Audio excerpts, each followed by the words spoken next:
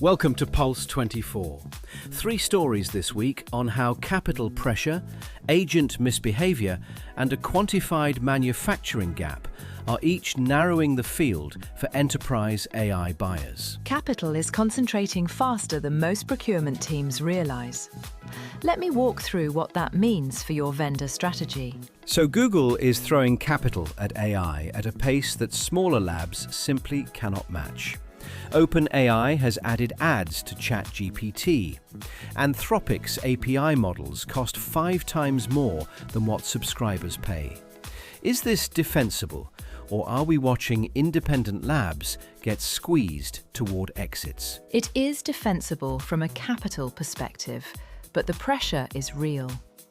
According to the martinvol.pe blog on the 30th of March, big tech's spend is forcing a choice. Independents either cut costs or seek acquisition. Procurement teams face tighter vendor options when credible alternatives lose viability. But labs like Cohere and Mistral are still in the game, are they not? They are, but the valuation signal matters more than headcount. Cohere raised at $6.8 billion in August last year, and Mistral continues to compete on open weight models. The watch here is whether active buyer diversification can stabilize lab valuations before exits happen. So if I am a CTO, what signal should I be looking for in the next quarter? Track whether your lab partners are raising at stable valuations or below recent rounds. That is the real-time indicator. If they are cutting costs instead of raising, your vendor concentration risk just increased. Now, separate issue. Last week, Microsoft's Copilot agent injected promotional content into 1.5 million GitHub pull requests. That is not a bug. That is a system executing outside its intended scope. What just happened? According to NeoWin, on the 30th of March, Copilot added ads to developer workflows without authorization. That is a breach of user intent. But the incident was caught and reversed within days. Anthropic also accidentally exposed 512,000 lines of Claude code via an NPM source map on the 31st of March, giving rivals access to internal model names, performance data, and agent architecture.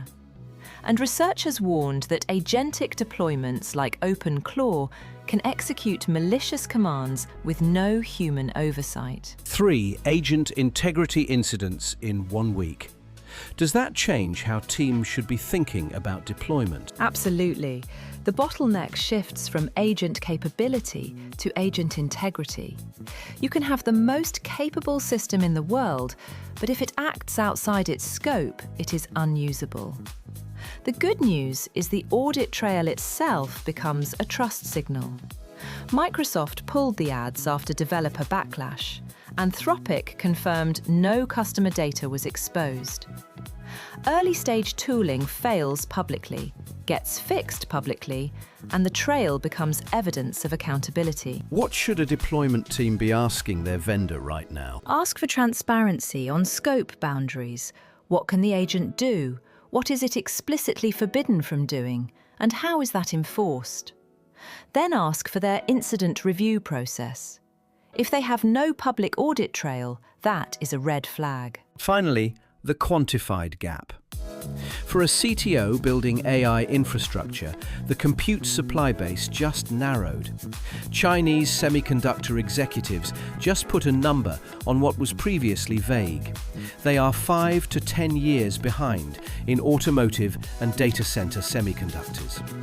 That timeline is significant because it narrows your optionality outside the US leading edge. According to Tom's Hardware, on the 30th of March, covering Semicon China 2026, executives from firms like Chongqing Xinlian Microelectronics cited strains on equipment, talent, and supply chains.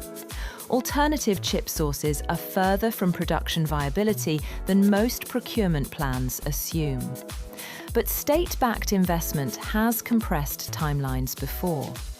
SK Hynix is planning a US listing to raise $10 to $14 billion for HBM production capacity, which adds supply outside the leading-edge gap. For a team building AI infrastructure, what does that 5 to 10-year number mean practically? If your infrastructure roadmap assumes alternative semiconductor sources coming online by 2028 or 2029, the evidence suggests 2031 to 2036 is more realistic.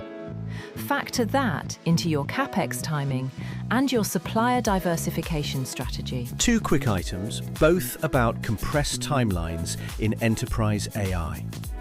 Gartner predicts 40% of enterprise applications will feature AI agents by late 2026.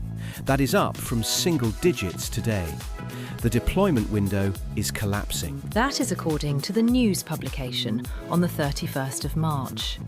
40% is not a small number.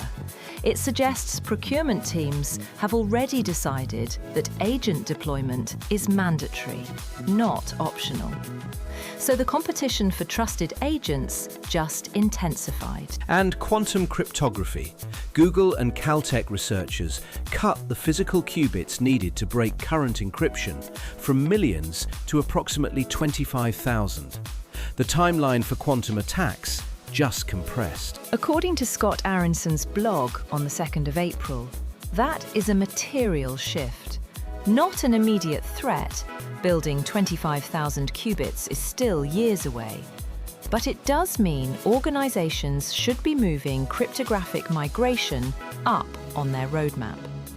Post-quantum cryptography is no longer theoretical. That is Pulse 24 for this week. Thank you for walking through capital, agent integrity, and the hard numbers on chip manufacturing. Dr. Alia Sharma, always a pleasure. Thank you, Nate. The stakes are clear now. Stay curious, stay informed. See you next time.